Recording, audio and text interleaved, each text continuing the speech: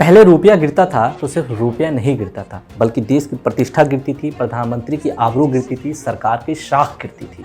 और अब रुपया गिर रहा है तो वित्त मंत्री जी कह रही हैं कि रुपया नहीं गिर रहा बल्कि डॉलर मजबूत हो रहा है। इस पूरी कथा, प्रवचन और ज्ञान से एक बात तो स्पष्ट हो गई है कि चाहे स्थिति और परिस्थिति कितनी ही खराब क्यों ना हो, आप मोदी सरकार को दोषी नहीं ठहरा सकते।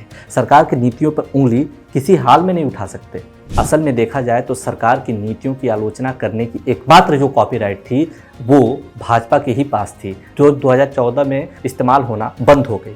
खैर, आलोचना करना और दोषी ठहराना तो बहुत दूर की बात, हम सबको तो जश्न मनाना चाहिए कि आखिरकार देश में अमृतकाल चल रहा है। हम लोग तेजी से विश्व गुरु बनने की तरफ प्रस्थान कर रहे हैं।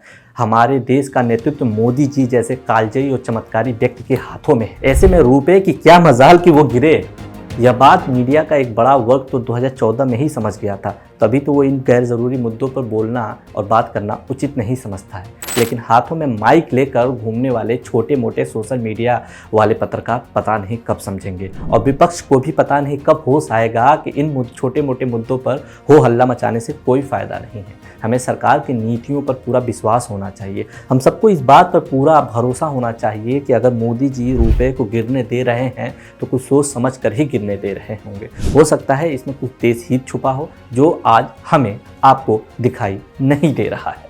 देश का सौभाग्य है कि देश की अर्थव्यवस्था निर्मला सीतारमण जी जैसे सशक्त अर्थशास्त्री के हाथ में है। उनकी ईमानदारी और समझ पर किसी को शक नहीं होना चाहिए। महंगाई को लेकर उन्होंने तो बहुत पहले ही ये बात कह दिया था कि मैं लहसुन प्याज नहीं खाती, इसलिए मुझे फ़र्क नहीं पड़ता। ऑटो सेक्टर में मंदी को लेकर उन्होंने बिल्कुल स्पष्ट बात कही थी कि ओला उबर की वजह से ऑटो सेक्टर में मंदी आई है। हमें इस बात पर पूरा भरोसा होना चाहिए कि अगर वो ये बात कह रही हैं कि रुपया कमज़ोर नहीं हुआ बल्कि डॉलर मजबूत हुई है, तो इसके पीछे ज़रूर कोई बड़ा तथ्य और तर्क होगा। ऐसी ईमानदार और स्पष्टवादी नेता पर हमें उंगली उठाते हुए शर्म आनी चाहिए।